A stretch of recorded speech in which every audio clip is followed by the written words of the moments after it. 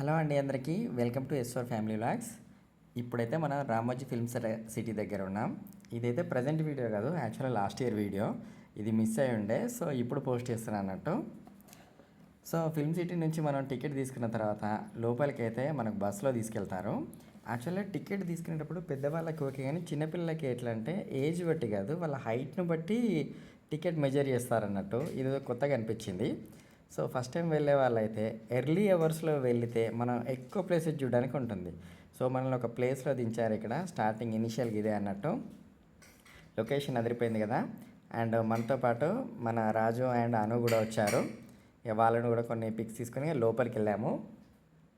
So లోపలికి వెళ్ళగానే starting మేము వెళ్ళిన ప్లేస్లో ఒకటి లేజర్ షో అయితే కండక్ట్ చేశారు.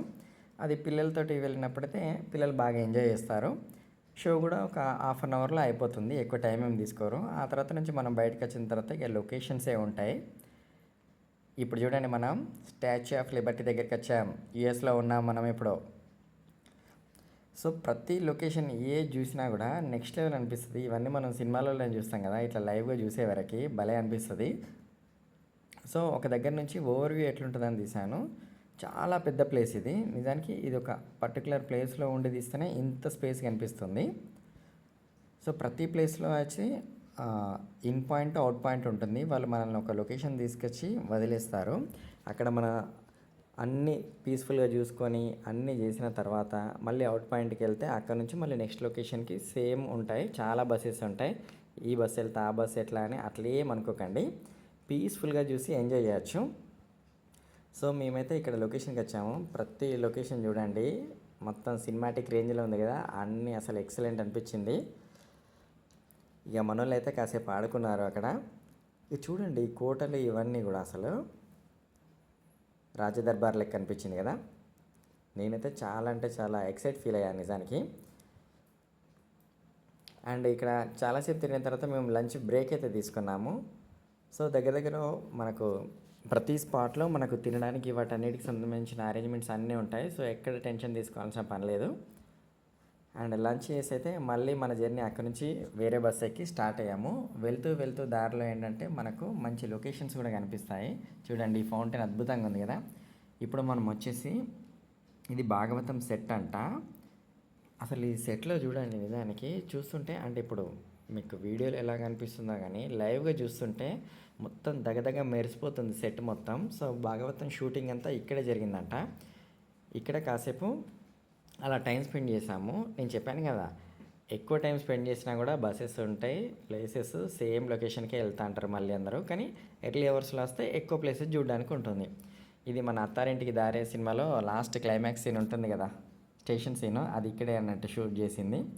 సో ఎట్లా స్టేషన్ దాకా వచ్చాం కదా, ఖాళీగా ఉండొచ్చు, కొంచెం రెస్ట్ తీసుకొచ్చి ట్రైన్లోకి ఎక్కాము. కాసేపు అలా రిలాక్స్ అయ్యాము. నెక్స్ట్ అక్కడ నుంచి మళ్ళీ మన జర్నీ వచ్చేసాము. ఇప్పుడు ఫ్రెంచ్ కాలనీకి వచ్చాము. ఈ సెటప్ మొత్తం ఫ్రెంచ్ కాలనీ లెక్క సూపర్గా ఉందండి. ఎక్కడ ఏ ఇంటి దగ్గర నిల్చొని స్టిల్స్ తీసుకున్నా అసలు నెక్స్ట్ లెవెల్ అనిపిస్తాయి. వేరే కంట్రీలో ఉన్న ఫీలింగ్ అయితే వస్తుంది ఖచ్చితంగా. సో మేము వెళ్తూ వెళ్తూ చాలా క్రౌడ్ ఉంది ఇక్కడ నిజానికి. మధ్యలో ఒక కాలేజ్ పిల్లలు, స్కూల్ పిల్లలు ఎవరు వచ్చారు. వాళ్ళు ఇట్లా మధ్యలో మ్యూజిక్ సిస్టమ్ అట్లా ఎంజాయ్ చేస్తూ అలా ఉంటే 2 వీడియోస్ తీసుకున్నాం అట్లా. అండ్ నెక్స్ట్ మన లొకేషన్కి వచ్చాము.